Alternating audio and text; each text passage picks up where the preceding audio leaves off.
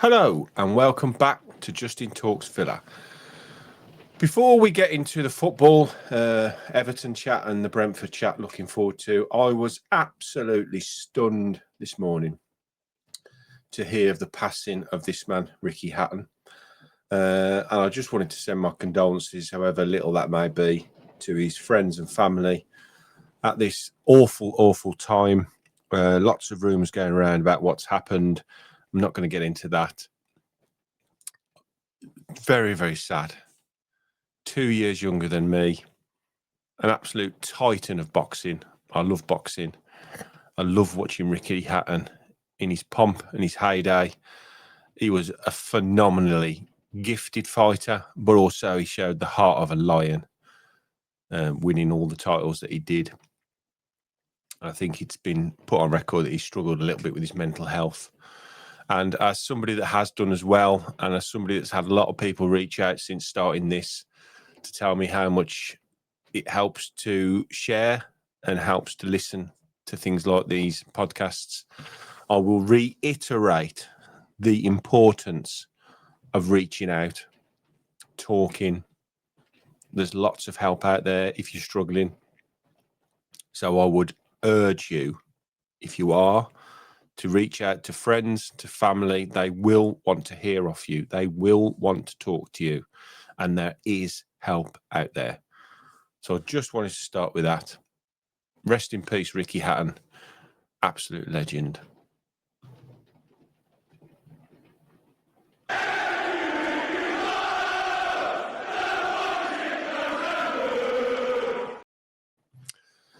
Right, 24 hours on from the Everton draw. I did a quick reaction last night in the hotel, and this is going to be a slightly longer one, not too much longer, because I want to also have a quick chat about the Brentford game. Games are coming thick and fast now, so I don't want to just be bombarding with loads and loads of episodes, because I always want these to be short, snappy, get the point across. You'll be able to enjoy them easily. So I just wanted to give a few more thoughts from me on the Everton game and where we find ourselves currently, which is, I'm going to say, uncomfortable. We're all feeling a little bit uncomfortable at the moment. And as I said last night, I think I'm probably just about okay now with this season being, I don't want to say transitional, because that's what happens when you lose a manager and you have to transition into a new manager. I think I'm okay with this being a season of cutting our cloth, which is what we had to do in the summer, accordingly. I think we are a very capable team still.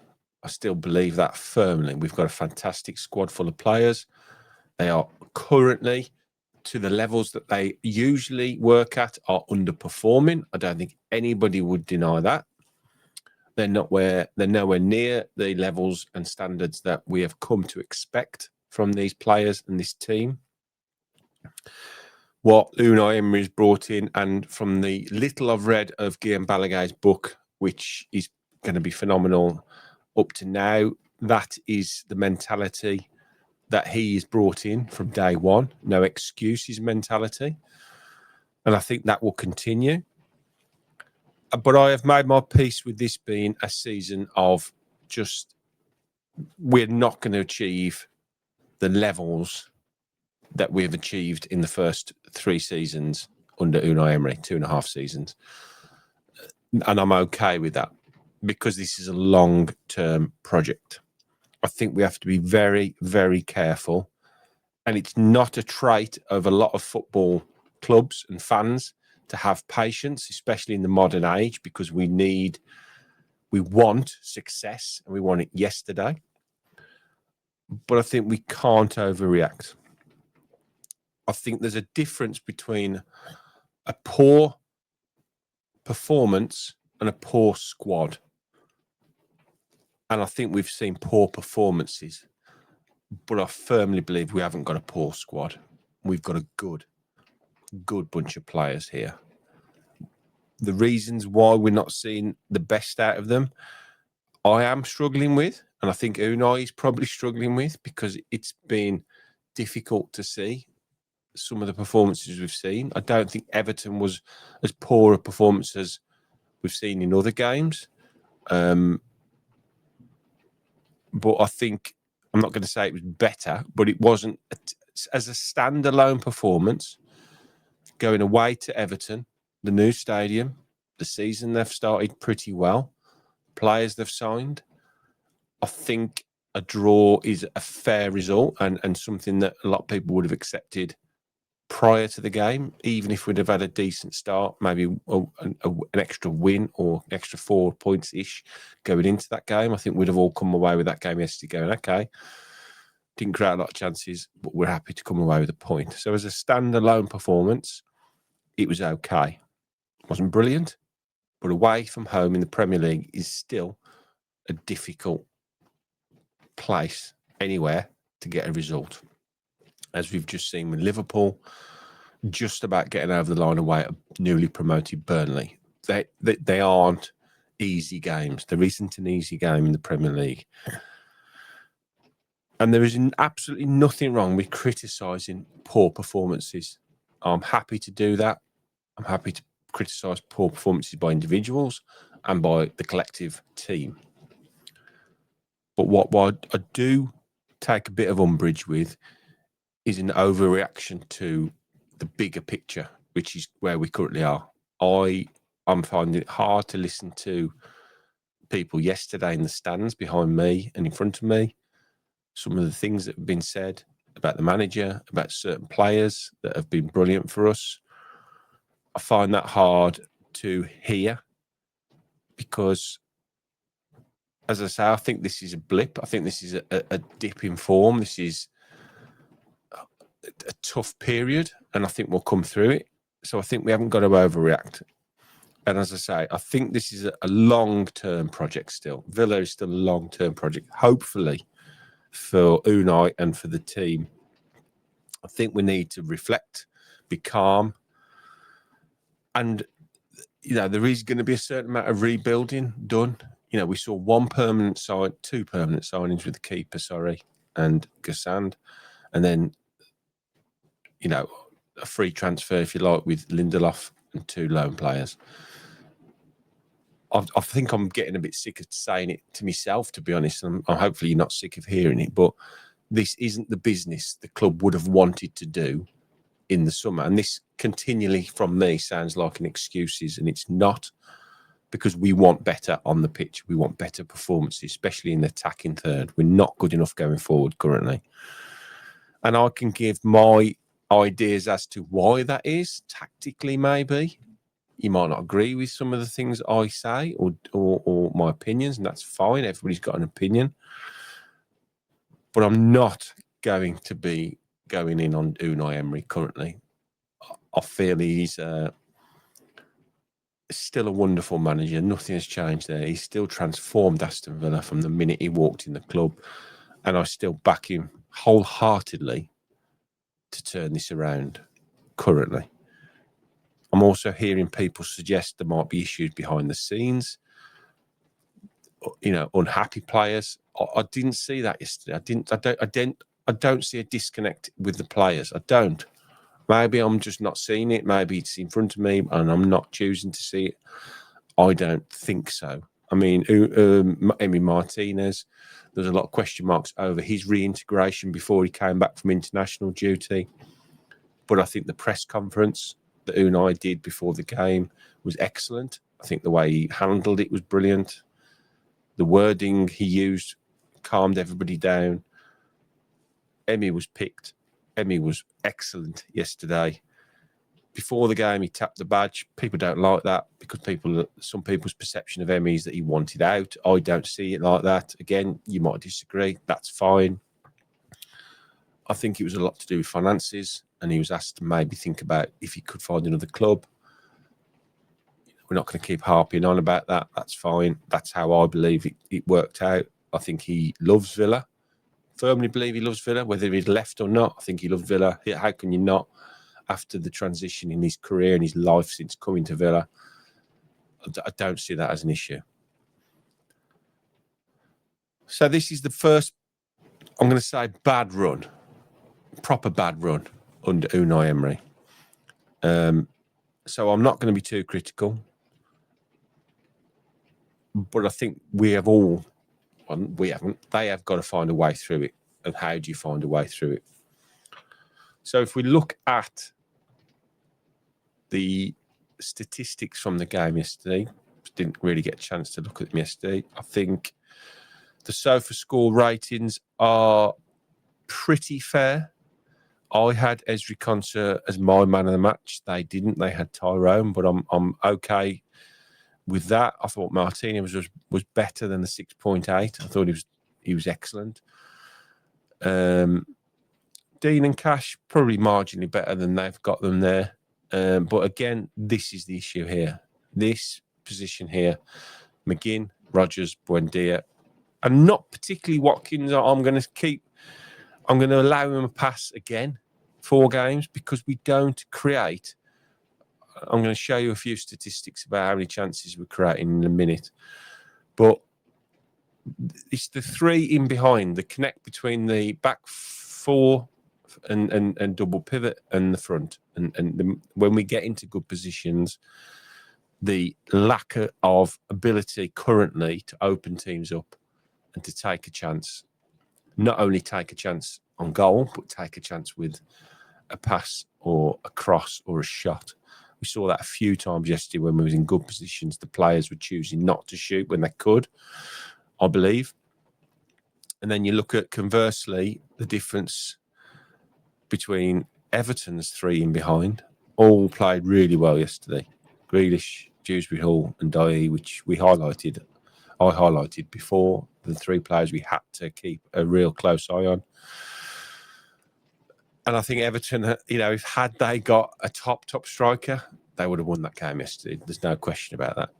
And everyone else, decent enough. I mean, Tarkowski, O'Brien, Keane, and Garner, they had to play well. Let's say that. They did have to play well. They still had to repel possessional chances from Villa. What I mean by that is we were still in good positions for a lot of the game. We had the most amount of possession, but we just couldn't convert it. So defensively, I think I said it yesterday, I think we were better. Bogard was good. I think his statistics show he was better than my eye test showed yesterday, and that was maybe a bit harsh on me. I think what I meant by Bogard, and I wasn't having to go at him, is that he just doesn't impact the game going forward as a midfielder. Defensively, I don't think there's an issue with his game. He is probably more of a natural defender than he is a midfielder, although he's more than comfortable playing in there, and he might develop over time in that position to be a more progressive midfielder. I think that's what I was saying yesterday. He doesn't progress the ball into the final third. So that's something I suppose he will have to grow into. And we saw that with, the likes of Cash getting forward and Bogard being able to drop in, which we saw Kamara do quite a lot in his time there. And I think was probably the thinking behind the Lindelof substitution later in the game was to basically slot him into the double pivot and then allow him to sit in a back 3, which will allow then the fullbacks to get forward and supplement the attack. That was, I think, where the thinking is with that substitution. Bit worrying about Yuri Tielemans going off, especially with the lack of Boubacar Kamara and Andre Onana. Attacking momentum-wise, again, Everton dominated that, but we did have a spell, I thought, second half especially, and this probably backs that up when we made the change with Ghassan playing in his proper position of the right side. I think we were better. We couldn't create those chances, though. That was disappointing.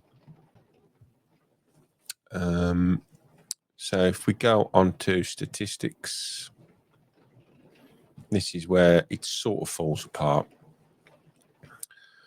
Expected goals 2 and 0.54 for us. No big chances. Only 7 shots on target. We made the keeper make 1 save, 3 corners We're looking at only one shot on target the whole game. Attacking wise, I mean, this is very, very telling here. Football touches in opponent's box. Everton had 46 touches in our box, and we had 8. It is definitely concerning. There's no question about that. I can't sit here and people just think I've lost the plot if I say that it's not concerning. It is concerning, without question. But I'd still firmly believe we will turn this around, whatever it is, because it is sometimes very hard to understand why a team that has been so good for so long under a manager can suddenly be the way we are now. So these are the average positions, which probably highlight whereabouts we think we are. I think this highlights again Lamar Bogard. When you look at his heat map as well, was happy to sit in and make up this 3, which effectively turns us into a 3-5-2 formation. Matty Cash got forward more. Luca Dean got forward more. But I think what I was disappointed with Luca Dean is because he's such a good crosser of a ball that he didn't use the ball better when he got into the positions on the left-hand side, when he could have whipped the ball into the box. Yuri Tielemans obviously had to come off.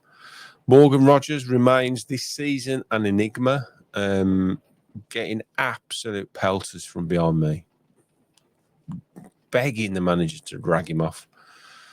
I just don't think it helps. I mean, he will have to be looked at. You know, his form has to improve. There's no question about that. The manager will have to sit him down and say, what's going on? Why, what's happening? Why can't we get the best out of you? What do we need to do? What do you need to do? Do you need a rest? Do you need leaving out? Do you need a bit of motivation by sitting on the bench and watching things happen? We have got options now. So that'll be an interesting one to see how that develops. I still don't think John McGinn is anywhere near as good for us in that position on the right-hand side as he is for Scotland. And I thought he was better when he slotted back into the double pivot. And then Ollie, as you can see here, touches-wise, he had very little surface again. So I do feel sorry for him. I really do feel sorry for Ollie Watkins. So we'll go on and have a look at a few of the things that I've looked at. Some interesting points on the first 4 games of the season in the league especially. So I'm just going to bring up this other website. Some of you might be aware of it. It's called FBref, and this is the StatHead version. So these are the first 4 games of Villa's season. If I can try and make it a bit bigger, can I do that? No, it's not like I can do that. So next I can do it here. Nope. So this is the first 4 games of the season. Newcastle, Brentford, Palace, Everton in the Premier League, obviously. And these are some of the statistics here. We all know that, we've had no goals yet. Possession, interesting. Wise calculated as the percentage of passes attempted. 52%, 59%, 76%, and 74%. Disappointing. XG in all 4 games. Newcastle was 0.2, terrible. Yesterday was 0.3, terrible. Marginally better than the other 2, 1.2 and 1.1. But these are the interesting statistics for me that I wanted to highlight. Now, this is shots on target in all 4 games. So 3 against Newcastle, if we bring it to there. Shots on target, yeah. 3 against Newcastle, 2 against Brentford, 4 against Palace, and only 1 against Everton. Which is, it is bitterly, bitterly disappointing to be that inept, really. So this is the other one here. If we can have a look at this. This is completed passes into the 18-yard box over the whole game, let's not forget, not including set pieces. So these are passes into the 18-yard box.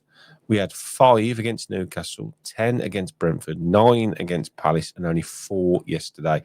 And then this one here, when I alluded to it a minute ago about Luca Dean, this is crosses into the box, not including set pieces, so not including corners and free kicks. 2, 4, 1, and 1. The numbers are very poor. You know, the only time we was in double figures was passes into the box, and that was against Brentford away. But for a 90-minute period, these kind of numbers are just one of the main reasons we are not creating and scoring any goals currently. The lack of creativity is mind-blowing considering the players we possess. When you look at the attacking threat we do have, and I think there has to be a change coming. I think there has to be another think about where we go from here and what we do. Obviously, given it's a League Cup game, and we'll come on to that in a minute. To finish on the Everton game, as a standalone game, I'm okay with the draw. I would have liked to have seen us be better, but to come away from that game with a draw, I'm okay with. I can cope with that. First 4 league games of the season, it's obviously been a struggle, and we've got to change, and things have got to change. So what do we do? Luckily or unluckily, we go into Brentford now, League Cup game. And how have our priorities changed? My priorities have changed is that if we lose this game, I am not going to lose my shit about it. I am not. No. I want to use this game now as a chance to get some minutes into legs of players that haven't had many minutes. I want to see Sancho playing. I want to see Harvey Elliott playing. I want to see Gassan get a start. Maybe even time to give Marlon a start up top, or even put Cassand as a striker. And we need to score a goal. That sounds so mad hearing that, but we need to score a goal. I think if we can get a goal and have a positive 90 minutes, then that's a starting point to hopefully better times ahead and hopefully more impressive games in the future to come, because we have got some tricky games coming up now. So obviously Brentford away Tuesday night in the Cup. We then go to what now looks like a really tricky game away at Sunderland, who have started okay for a promoted side, given how their promoted teams have done over the last few years. Then we've got our first Europa game, which is now very, very important for me. This competition, far more important than the Carabao Cup. So if we're going to win a game, that's going to be the one that I want to win now. I want to win Sunderland, obviously, but tricky game away at Sunderland. We want to hopefully start the Europa League with a win, and then we have a home game against Fulham Sunday evening, Sunday afternoon, 2:00 kickoff. So what do I want out the next 4 games? I want goals. I want improved performances. I want creativity. I want shots on target. I want progressive carries into the box. I want passing through the lines. I want players overlapping. I want to get the defence up on the halfway line. I just want positivity to be returned to Villa, and that's going to come with a goal. That's going to come with a win. That's going to come with a better performance. That's going to come with just a better shape, a better attacking intent. All these things have got to happen. They've got to happen. We cannot continue the way we're going, because it's just going to lead to more discontent, more issues, more problems, more disappointment for us, and hardship for the manager, which I don't want to happen, because I want him to succeed at Villa. We all do. So that's it from me. I hope that's the dog barking. I hope it makes sense. I hope we can improve, and I hope that I just hope that we all keep calm. That's my overriding thought. Let's keep calm. I'm not going to say trust the process, because people get annoyed with that. Keep calm. Trust Unai Emery. That's what I'm going to leave it with. Trust Unai Emery. And if you're struggling, please, please seek help. Phone somebody, family, anybody. There's lots of phone numbers out there. Look after yourselves, and I'll speak to you all soon.